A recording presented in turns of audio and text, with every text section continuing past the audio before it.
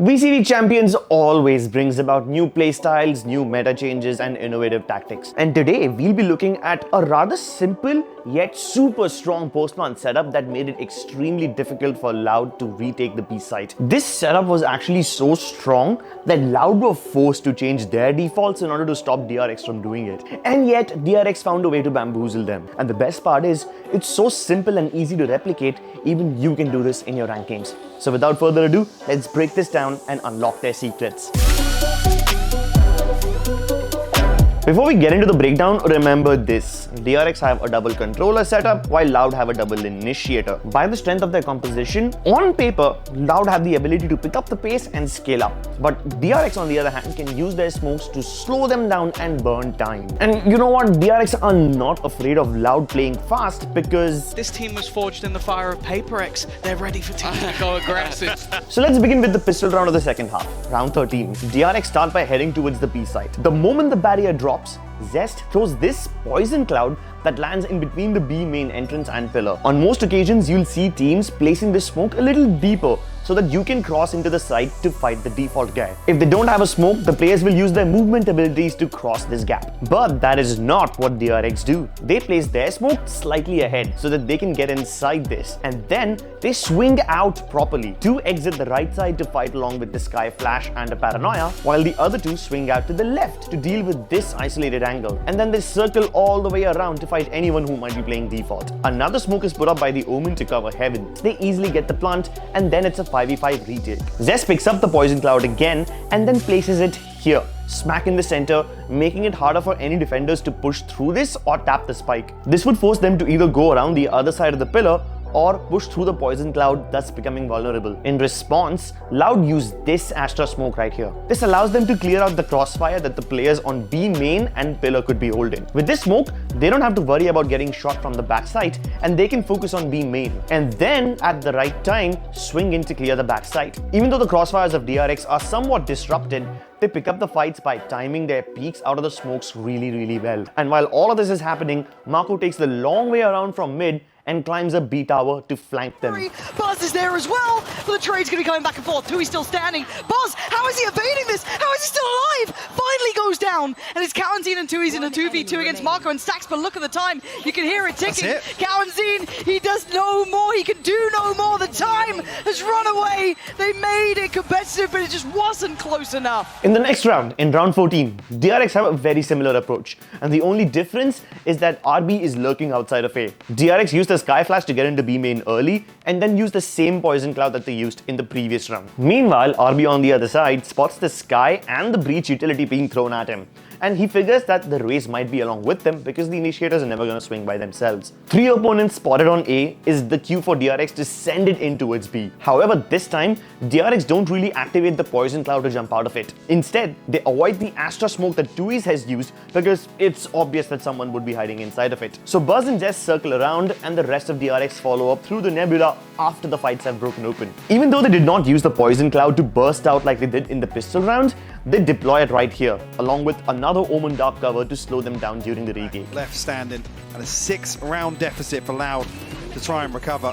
Now, Loud are getting really fed up of all these B pushes by DRX, so hence in round 15, they decide to actively fight for B main control. They smoke off B main with a nebula, and they are constantly checking if someone crossed it. Meanwhile, DRX use one smoke towards Mail, and then they use the Trailblazer to clear out Vent and Mail so that Buzz can get in there. You can see how Mako is also ready with the Paranoia right here to send it into B Heaven and help out Buzz, but that isn't really required yet. After they make the contact on B Heaven, Loud get even more aggressive towards B main, using the Trailblazer to clear it out and see if there's someone towards Scuttle Crab.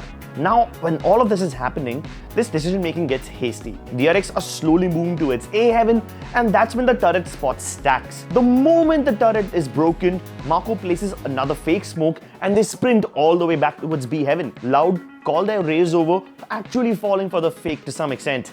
But because they already have B main control, DRX cannot use the same setup that they used in the previous round. Instead, they plan for alley and fight towards the CT entrance. This somewhat messes with their post-plant positioning and doesn't really let them establish the crossfires that they need. And now that Loud don't have to worry about the smokes that DRX have been using to stall for time, they don't waste a second and instantly pounce into the So site. the next layers to come into effect. Cowanzi, Tui's need to become effective in this. Mate through CT on his own, but one of them is Buzz and he's looking pretty deadly.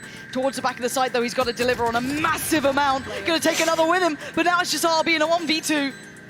A tap on the spike and his commitment. It's gonna be him trying to stick towards his less. He's done the damage. He got it to halfway and he's kept Loud alive. Honestly, this was a very good adjustment from both Loud and DRX.